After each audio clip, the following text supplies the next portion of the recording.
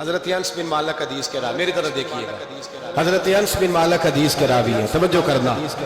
کہتے ہیں ایک بی بی حضور کے پاس آئی، اپنا علاقہ چھوڑ آئی، آ کے کھڑی ہوئی تو اس نے کہا حضور میں خاندان بھی چھوڑ آئی ہوں، سسرال بھی، میکا بھی، ننیال بھی، ددیال بھی، میں ہر ایک کو چھوڑ آئی ہوں، میں جائیداد والی تھی وہ بھی چھوڑ آئی ہوں، مال دولت بھی چھوڑ، ایک میرا بیٹا تھا جوان وہ میں ساتھ لائی ہوں۔ سونیا یہ آپ کی نوکری کرے گا اور میں حضرت فاطمہ کی ڈیوٹی کروں گا، میں حضرت عائشہ کے برتن دھویا کروں گی، میں بھی نوکری کروں گی، حاضر ہے۔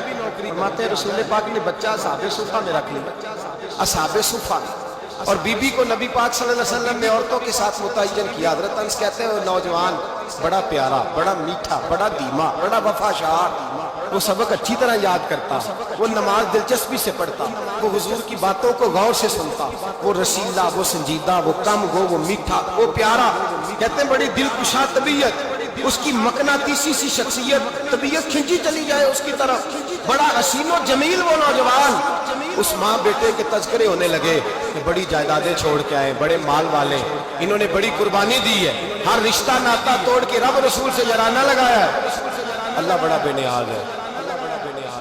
وہ بچہ بیمار ہو گیا، شدید علیل ہوا، حضرت انس بن مالک فرماتے ہیں ہم قریب جا کے بیٹھے تیمارداری کرنے تو اتنا علیل ہوا کہ اس کا وجود کانپنے لگا۔ کہتے ہیں کچھ ہی دیر گزری تو اس نے کلمہ پڑھا، روح پرواز کر گئی، سننا روح پرواز کر گئی۔ کہتے ہیں نبی پاک صلی اللہ علیہ وسلم کو بلایا، حضور آئے تو آنکھوں میں آنسو، نبی پاک صلی اللہ علیہ وسلم نے سر پہ ہاتھ پھیرا اور پہلے حضور نے جملے ارشاد فرمایا تم غسل دو، کفن دو، میں خود اس کا جنازہ پڑھاؤں گا۔ پھر حضور نے فرمایا نہیں، اسے غسل نہیں دینا، ارادہ بدل گیا، پروگرام تبدیل ہو گیا، اسے غسل نہیں دینا، کفن نہیں دینا۔ حضور کیا کرے؟ فرمایا اس کی اماں کو جا کے بتاؤ، یہ نہیں فرمایا بلا کے لاؤ، اماں کو جا کے بتاؤ۔ حضرت انس کہتے ہیں میں نے کوئی نرالا سے رنگ دیکھا، کوئی منفرد سا انداز دیکھا، ہمیں بھیج دیا اماں کو بلاؤ، اور خود نبی پاک اس کمرے سے نکل گئے اور حضور کے آنسو بھی یکدم خشک ہو گئے، مزاج بدل گیا، پریشانی بدل، اماں کو بلاؤ اس کی۔ یہ ارادہ محبوب کیا ہے، ارادہ خدا کیا ہے؟ تو اس کی اماں کو جا کے خبر دی، تو ماں کو تو بس کوئی اتنا بتا دے کہ بیٹا سائیکل سے گر گیا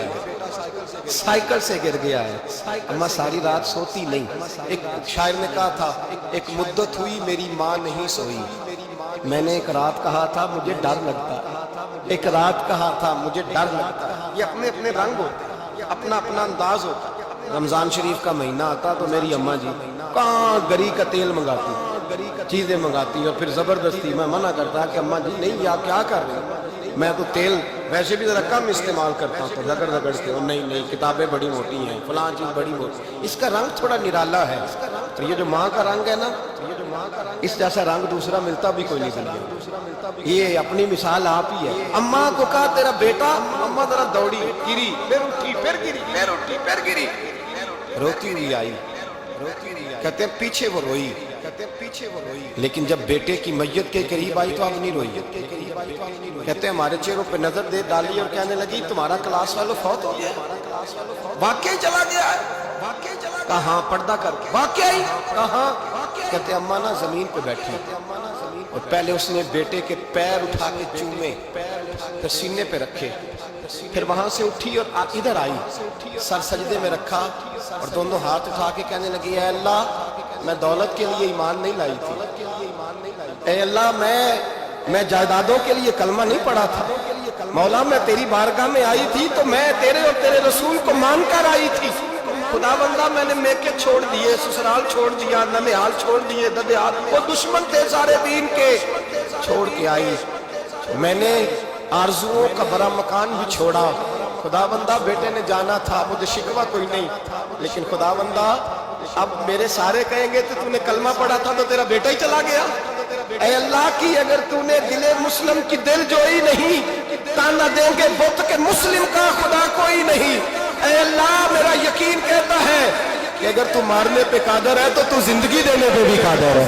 خدا بندہ کافروں کو راضی نہ کر، وہ خوش ہو جائیں گے، وہ مجھ پہ تانے کسیں گے، پھپتیاں کسیں گے، اے عرش کے مالک رحمت کا دروازہ کھول، میں تیرے نبی کی بارگاہ ناز میں رہتی ہوں، نظر فرما حضرت انس بن مالک فرماتے ہیں ایمان، یقین اور استقامت کے ساتھ اس بت نے جب دعا مانگی تو ہم نے مسجد نبوی کے صحن میں عجیب نظارہ دیکھا.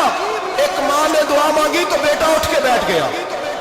کہتے ہیں بیٹا اٹھ کے بیٹھ گیا، کلمہ پڑھ تو وہ اٹھ کے بیٹھا. ماں نے سینے سے لگایا اور ماں اور بیٹا نعرے لگانے لگے، لوگوں سنو، قرآن بھی سچا، اسلام بھی سچا، اللہ بھی سچا، یہ مسجد نبی سچوں کا گھر، اور سب سے بڑھ کے اللہ کا رسول سچا.